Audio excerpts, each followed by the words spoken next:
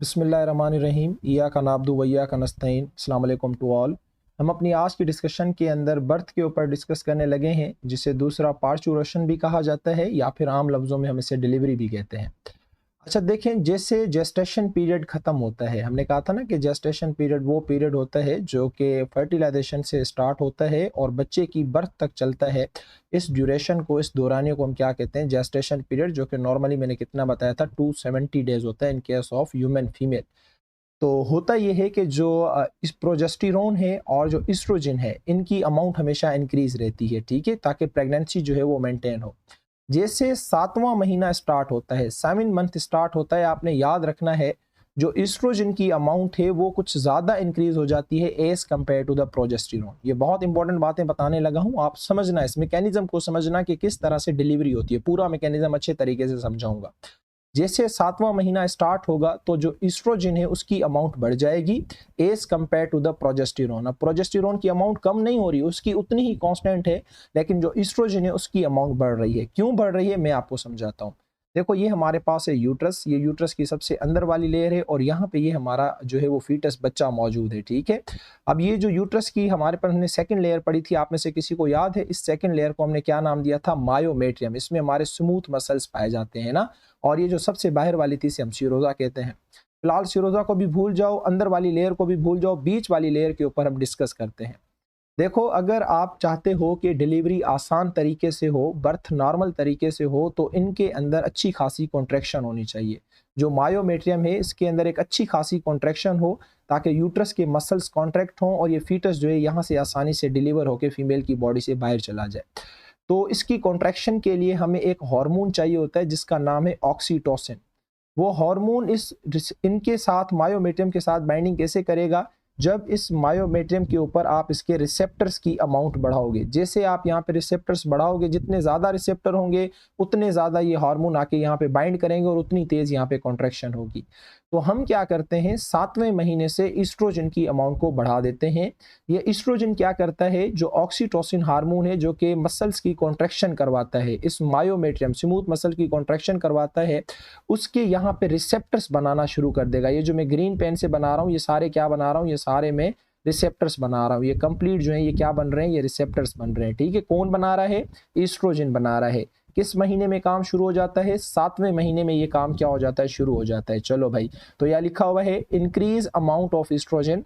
जो बढ़ती हुई अमाउंट है एस्ट्रोजन की, वो क्या करती है? स्टिमुलेट करती है। किसको? ऑक्सीटोसिन के रिसेप्टर्स की प्रोडक्शन को। ऑक्सीटोसिन को नहीं, ऑक्सीटोसिन के रिसेप्टर्स की प्रोडक्शन को। कहाँ पे? मायोमेट्रियम के अंदर, जो यूट्रस की मिडल लेयर, बीच वाली जो लेयर होती है, जो कि स्मूथ मसल्स की बनी हुई है। क्यों? क्योंकि जब हम इन मसल्स को कॉन्ट्रैक्ट करेंगे तो डिलीवरी आसानी से होगी। ओके, ये कहता है कि जैसे फिर बर्थ करीब होती है, जैसे वक्त आ जाता है, 9वां महीना आ जाता है, तो आपको पता है कि फीटस अंदर स्ट्रेस फील करता है। मैकेनिज्म बता रहा हूँ आपको कंप्लीट बर्थ का एडवांस लेवल पे। तो फीटस अंदर क्या करेगा? स्ट्रेस फील करेगा। आप सब लोगों को पता है कि जब भी हमारी बॉडी स्ट्रेस फील करती है तो वो एक हार्मोन सीक्रेट करती है जिसे कॉर्टिसोन कहा जाता है। एड्रिनल ग्लैंड से ये हार्मोन सीक्रेट होता है। एड्रिनल ग्लैंड वो जो किडनी के ऊपर लगा हुआ होता है। ये सारी चैप्टर 3 की बातें हैं। तो बच्चे के ऊपर जो किडनी हो, बच्चे के अंदर जो किडनी है उसके ऊपर एक ग्लैंड लगा हुआ है, एड्रिनल ग्लैंड। वहां से एक हार्मोन सीक्रेट होता है जिसका नाम कॉर्टिसोन है। और ये हार्मोन तब सीक्रेट होता है जब हम स्ट्रेस में होते हैं, किसी ऐसे टेंशन के अंदर, एंजाइटी के अंदर होते हैं, तो तब ये हार्मोन क्या होता है? सीक्रेट होता है। तो बच्चा जब यहाँ पे बड़ा हो रहा होता है, तो जब बड़ा हो जाता है तो ये स्ट्रेस फील करता है, तो इसके अंदर से ये कॉर्टिसोन सीक्रेट होता है।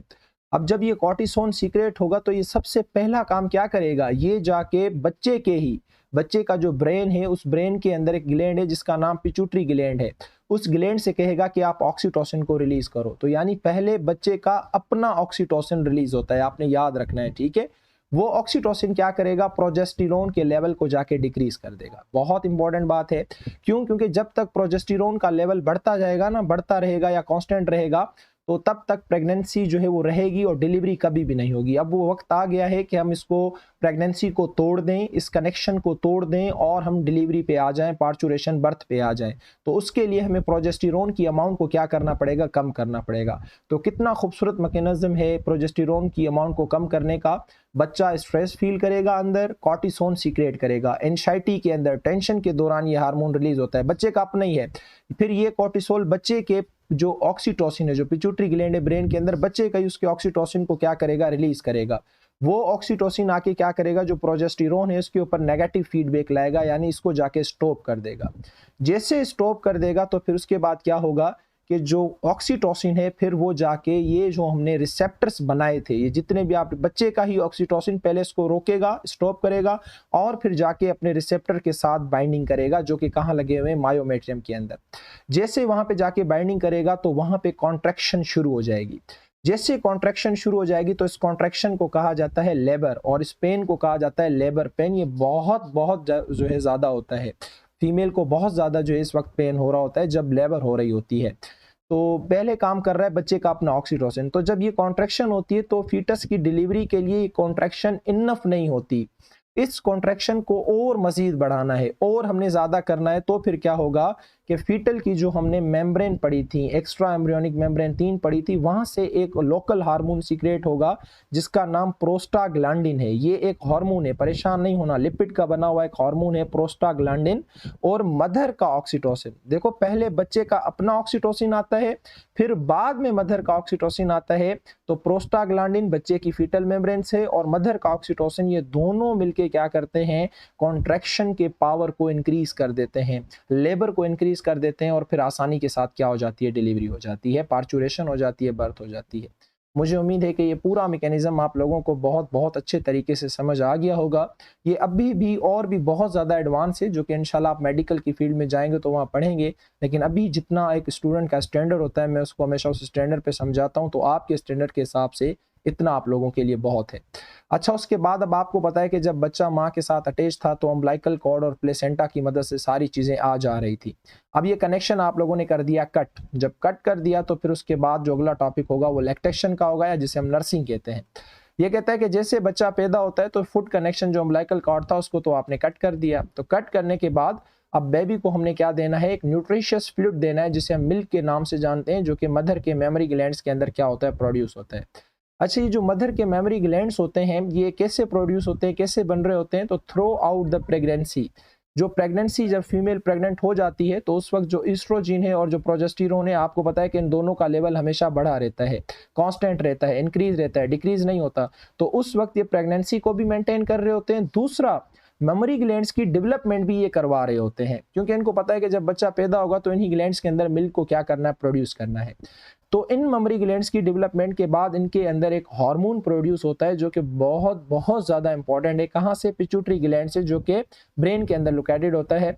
उस हार्मोन का नाम है प्रोलैक्टिन, या उसे दूसरा ल्यूटोट्रॉफिक हार्मोन कहा जाता है।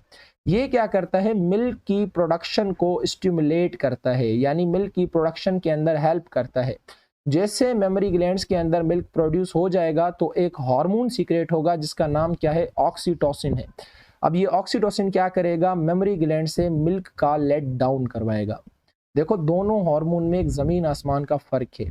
प्रोलैक्टिन जो है वो मिल्क की प्रोडक्शन करवाता है, मिल्क का रिलीज नहीं करवाता।